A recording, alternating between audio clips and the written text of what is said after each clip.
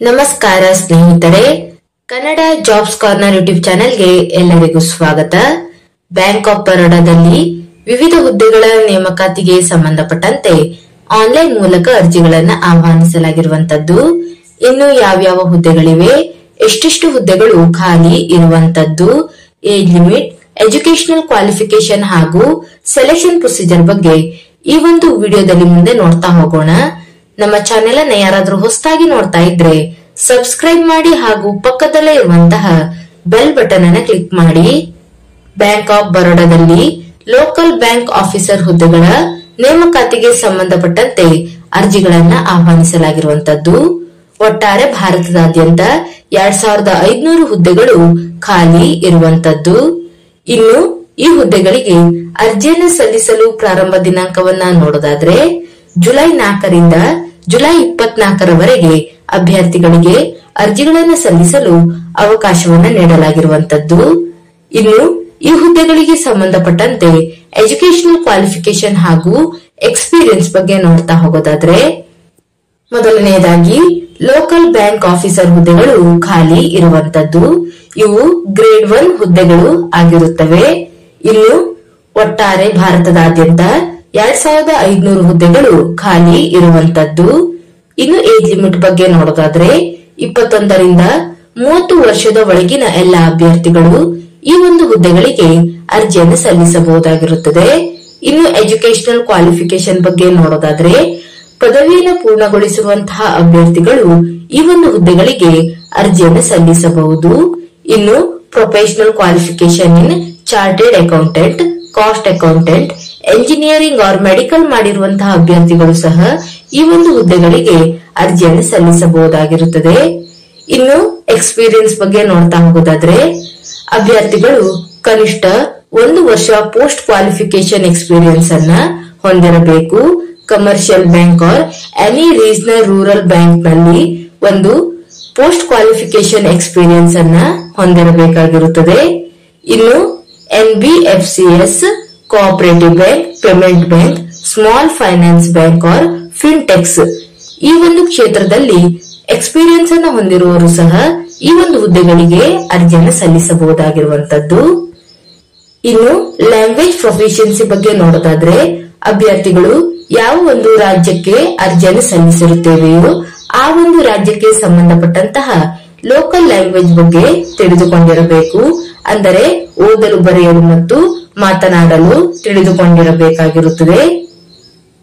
ಇನ್ನು ಎಲ್ಲೆಲ್ಲಿ ಎಷ್ಟೆಷ್ಟು ಹುದ್ದೆಗಳು ಖಾಲಿ ಇದೆ ಅಂತ ಕೆಟಗರಿ ವೈಸ್ ನೋಡ್ತಾ ಹೋಗೋದಾದ್ರೆ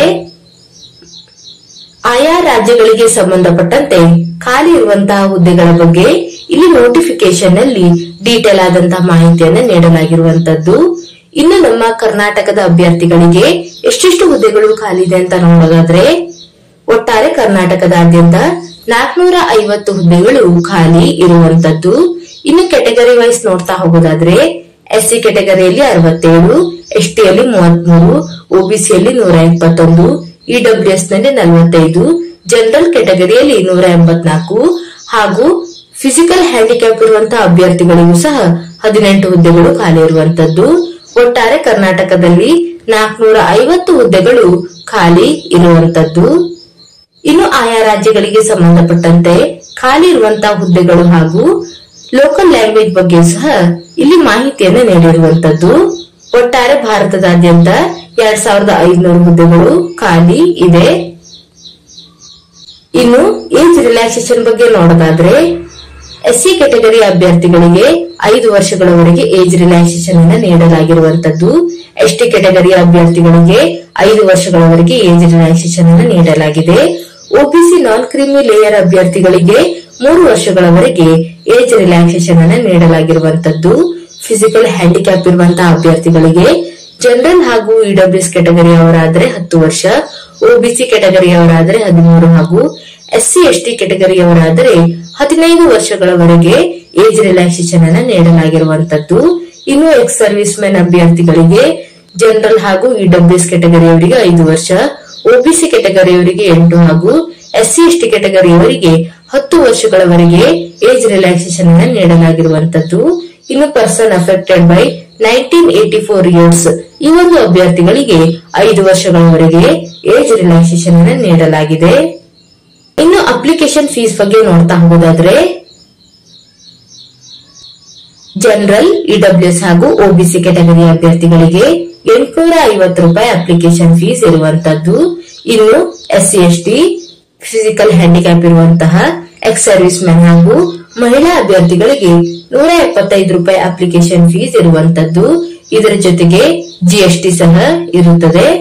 ಅಭ್ಯರ್ಥಿಗಳು ಆನ್ಲೈನ್ ಮುಖಾಂತರ ಅಪ್ಲಿಕೇಶನ್ ಫೀಸ್ ಅನ್ನ ಪೇಮೆಂಟ್ ಮಾಡಬೇಕಾಗಿರುವಂತದ್ದು. ಅಂದರೆ debit card, credit card, internet banking, IMPS ಹೀಗೆ ಆನ್ಲೈನ್ ಥ್ರೂ ಅಪ್ಲಿಕೇಶನ್ ಫೀಸ್ ಅನ್ನ ಪೇಮೆಂಟ್ ಮಾಡಬೇಕಾಗಿರುತ್ತದೆ. ಇನ್ನು ಲೊಕೇಶನ್ ಆಫ್ ಪೋಸ್ಟಿಂಗ್ ಬಗ್ಗೆ ನೋಡೋದಾದ್ರೆ ಈ ಹುದ್ದೆಗಳಿಗೆ ಆಯ್ಕೆಯಾದಂತಹ ಅಭ್ಯರ್ಥಿಗಳು ಯಾವ ಒಂದು ರಾಜ್ಯಕ್ಕೆ ಅರ್ಜಿಯನ್ನು ಸಲ್ಲಿಸುತ್ತವೆಯೋ ಆ ಒಂದು ರಾಜ್ಯದ ಒಳಗೆ ಪೋಸ್ಟಿಂಗ್ ಅನ್ನ ನೀಡಲಾಗುವಂತದ್ದು. ಇನ್ನು ವೇತನ ಶ್ರೇಣಿಯ ಬಗ್ಗೆ ನೋಡೋದಾದ್ರೆ ಈ ಒಂದು ಹುದ್ದೆಗಳಿಗೆ ಆಯ್ಕೆಯಾದಂತಹ ಅಭ್ಯರ್ಥಿಗಳಿಗೆ 48,485 ರಿಂದ 85,920 ಸಹ ವೇತನವನ್ನ ನೀಡಲಾಗುತ್ತದೆ. ಇದರ ಜೊತೆಗೆ ಅದರ್ ಅಲೋವೆನ್ಸಸ್ ಸಹ ಇರುವಂತದ್ದು. ಇನ್ನು ಪ್ರೊಬೇಷನರಿ ಪೀರಿಯಡ್ ಬಗ್ಗೆ ನೋಡೋದಾದ್ರೆ ಈ ಹುದ್ದೆಗಳಿಗೆ ಆಯ್ಕೆಯಾದಂತಹ ಅಭ್ಯರ್ಥಿಗಳಿಗೆ 1 ವರ್ಷದವರೆಗೆ ಪ್ರೊಬೇಷನರಿ ಪೀರಿಯಡ್ ಇರುವಂತದ್ದು. ಇನ್ನು ಸರ್ವಿಸ್ ಬಾಂಡ್ ಬಗ್ಗೆ ನೋಡೋದಾದ್ರೆ ಈ ಹುದ್ದೆಗಳಿಗೆ ಆಯ್ಕೆಯಾದಂತಹ ಅಭ್ಯರ್ಥಿಗಳಿಗೆ 5 ಲಕ್ಷ ರೂಪಾಯಿ ಅಮೌಂಟಿನ 3 ವರ್ಷಗಳವರೆಗೆ ಸರ್ವಿಸ್ ಬಾಂಡ್ ಇರುವಂತದ್ದು. ಇದರ ಬಗ್ಗೆ ಸಹ ಎಲ್ಲ ಮಾಹಿತಿಯನ್ನ ನೋಟಿಫಿಕೇಶನ್ ಅಲ್ಲಿ ಡೀಟೇಲ್ ಆಗಿ ನೀಡಿರುವಂತದ್ದು. ಇನ್ನು ಸೆಲೆಕ್ಷನ್ ಪ್ರೊಸೀಜರ್ ಬಗ್ಗೆ ನೋಡ್ತಾ ಹೋಗೋದಾದ್ರೆ ಅಭ್ಯರ್ಥಿಗಳಿಗೆ ಮೊದಲನೇದಾಗಿ ಆನ್ಲೈನ್ ಟೆಸ್ಟ್ ಅನ್ನ ನಡೆಸಲಾಗುವಂತದ್ದು.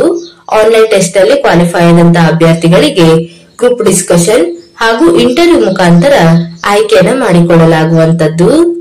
ಇನ್ನು ಮೊದಲನೇದಾಗಿ ಆನ್ಲೈನ್ ಟೆಸ್ಟ್ ಬಗ್ಗೆ ನೋಡ್ತಾ ಹೋಗೋದಾದ್ರೆ ಒಟ್ಟು 120 ಅಂಕಗಳಿಗೆ ಆನ್ಲೈನ್ ಟೆಸ್ಟ್ ಅನ್ನ ನಡೆಸಲಾಗುವಂತದ್ದು. 120 ಕ್ವಶನ್ಗಳು ಇರುವಂತದ್ದು ಹಾಗೂ 120 ನಿಮಿಷಗಳ ಕಾಲಾವಕಾಶವನ್ನ ನೀಡಲಾಗುತ್ತದೆ. ಮೊದಲನೇದಾಗಿ ಇಂಗ್ಲಿಷ್ ಲ್ಯಾಂಗ್ವೇಜ್ ಈ ಒಂದು ವಿಷಯದ ಮೇಲೆ ಒಟ್ಟು 30 ಕ್ವಶನ್ಗಳು ಇರುವಂತದ್ದು ಹಾಗೂ 30 ಅಂಕ ಇರುತ್ತದೆ. ಒಟ್ಟು 30 ನಿಮಿಷಗಳ ಕಾಲಾವಕಾಶವನ್ನ ನೀಡಲಾಗುವಂತದ್ದು. ಎಕ್ಸಾಮಿನೇಷನ್ ಇಂಗ್ಲಿಷ್ ಲ್ಯಾಂಗ್ವೇಜ್ ನಲ್ಲಿ ಇರುತ್ತದೆ.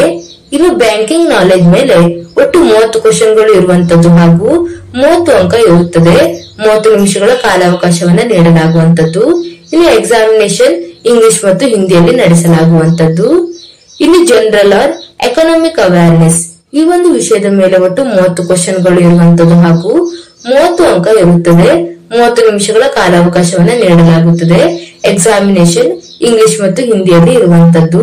ಇನ್ನು 4ನೇದಾಗಿ ರೀಸನಿಂಗ್ ಎಬಿಲಿಟಿ ಮತ್ತು ಕ್ವಾಂಟಿಟೇಟಿವ್ ಆಪ್ಟಿಟ್ಯೂಡ್ ಈ ಒಂದು ವಿಷಯದ ಮೇಲೆ ಒಟ್ಟು 30 ಕ್ವಶನ್ಗಳನ್ನ ನೀಡಲಾಗುವಂತದ್ದು ಮತ್ತು 30 ಅಂಕ ಇರುತ್ತದೆ.